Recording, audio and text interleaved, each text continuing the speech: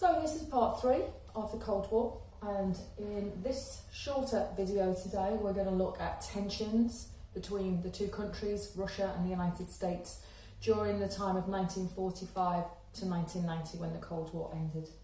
Both countries were involved, and actually still are, in conflicts all around the world in a bid really to control large parts of the world.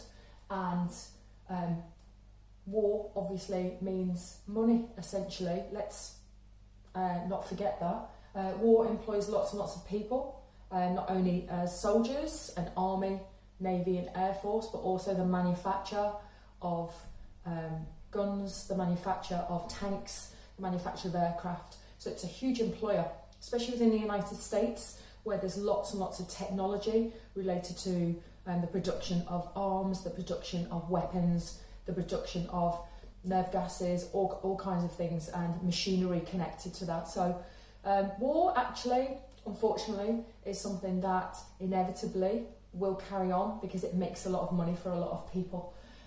Maintains power and influence, obviously. If you are in conflict with another country or in that country, you may be controlling it.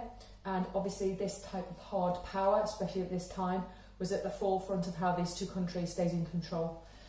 Within this period, I'm just going to run through some conflicts that the two countries were involved in.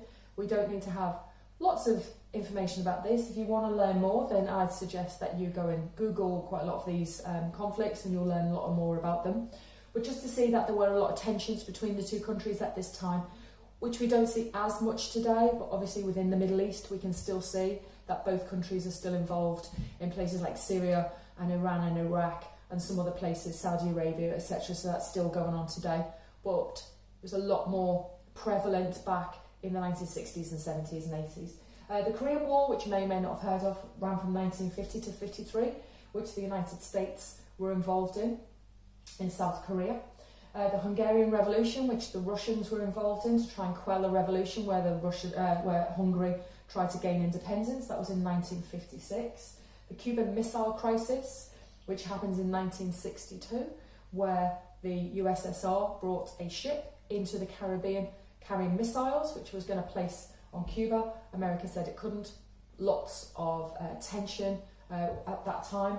What was going to happen. A lot of people who were around at that time thought that we were on the brink of a third world war, and it would have been a nuclear world war as well. So that was quite a pinch point really in history, that one.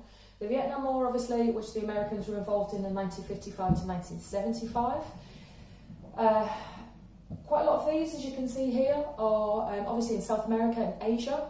So America and Russia trying to spread their influence to those countries, trying to spread their narrative, trying to spread their ideology into these countries. And really we've got this game of chess really, where each country is trying to control different parts of the world in order to gain influence and power and increase in their economy.